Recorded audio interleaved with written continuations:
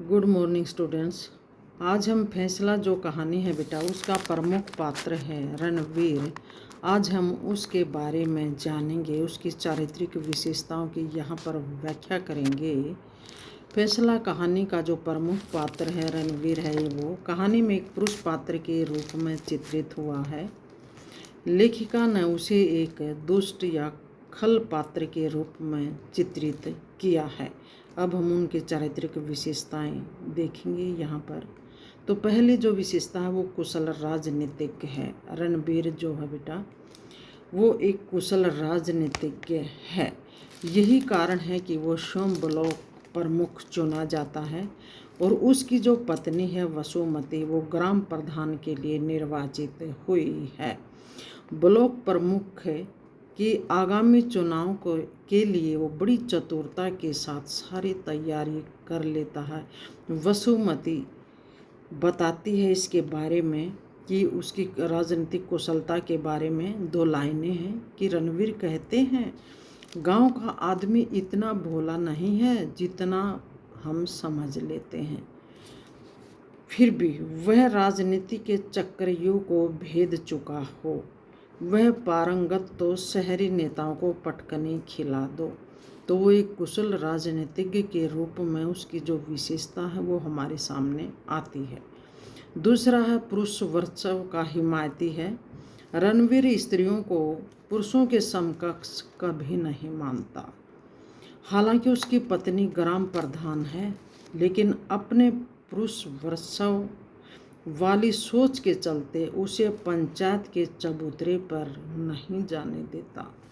इसके लिए उसे वो डराता है, धमकाता है और उसकी कुटिलता से समझाता भी है, क्योंकि चालाक बंदा है।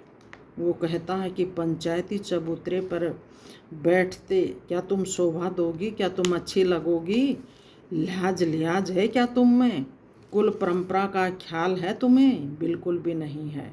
ऐसे उसको वसुमती को डराता है। बेटा कितना कुटिल है, कितनी चालें चलता है वो। यहाँ कहीं उसको भाई फैसले के बारे में, बेटा जो भी फैसला लेना होता है एक प्रधान को, जब तक वो नहीं जाएगी तो उसे पता कैसे चलेगा कि न्याय क्या है और अन्याय क्या है। तो इसलिए वो कुटिल चालों के द्वारा उसे वहाँ पर वो जाने ही नहीं देता। सारे फैसले वो स्वयं ही करता है। वो सिर्फ नाम की प्रधान चुनी गई है।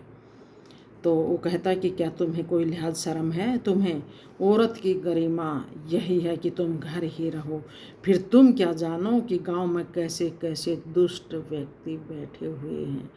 ऐसी बातें कहकर उसे वहाँ पर वो जाने ही नहीं देता। वसुमती को खुद ही उनमें हिस्सा लेता है, सारे काम खुद ही देखता है वो। तीसरा है बेटा उसकी विशेषताएं जो हैं चारित्रिक, वो भ्रष्टाचारी है। रणवीर एक भ्रष्टाचारी पात्र के रूप में हमारे सामने उभर कर आता है। वह ब्लॉक प्रमुख के ही नहीं, अपनी पत्नी वसुमती के ग्राम प्रधान के उत्तरदायित्वों का भी बेटा दुरुपयोग करता है। यही कारण है कि उसके कार्यकाल में गांव में किसी प्रकार के विकास कार्य नहीं होते। कोई भी काम वो ढंग से करवाता ही नहीं। समाज के कार्यों में उसको रुचि ही नहीं है। वसुमती लिखती है कि कौन कहेगा कि वह प्रमुख का गांव है। ऐसे वसुमती को तो बेटा दुख तो होता ही है, क्योंकि उसे चुना गया था। किस लिए चुना गया था, प्रधान क्यों बनाया गया था, क्योंकि सामाजिक कार्यों के लिए अच्छे से काम हो, इसलिए उसकी स्त्रियों ने भी उन्हें वोट दिया था कि जब एक स्त्री ही स्त्री के दुख को समझेगी और जो हमारे सामाजिक कार्य है वह भी पूरे होंगे और हमारे अधिकारों के भी लिए लड़ेगी। लेकिन उसका पति है जो उसे कुछ करने ही नहीं देता। तो इस बात का मलाल वसुमती को है। वो कहती भी है कि कौन कहेगा ये जो गांव है ये प्रमुख का गांव है। गड्ढों में पानी, पानी में गड्ढे, मच्छर, कूड़ा कचरा, घर घर जोड़ी ताप, कुछ दवा दारू होती नहीं। गड्ढों की पिराई जैसे लालपुर में उसे पूरा मलाल है, क्योंकि उसके पति के रहते वो कुछ कर ही नहीं पाती। लेकिन उसके अंदर जिज्ञासा है कुछ करने की, लेकिन वो करने ही नहीं देता। वो षड्यंत्रकारी भी है रणवीर एक षड्यंत्रकार व्यक्ति है। यही कारण है कि जालसाजी से वह वसुमती द्वारा हरदेई और उसके पति के पक्ष में किए गए फैसले को बेटा पलट देता है, उलट देता है। फलस्वरूप क्या होता है, उसका जो है नुकसान हरदेई को उठाना पड़ता है। हरदेई आत्महत्या कर लेती है। रणवीर हरदेई की मौत का झूठा इल्ज़ाम उसके पति पर लगाकर उसे गिरफ्तार भी करवा देता है। इस प्रकार रणवीर एक दुष्ट पात्र के रूप में हमारे सामने आता है बेटा।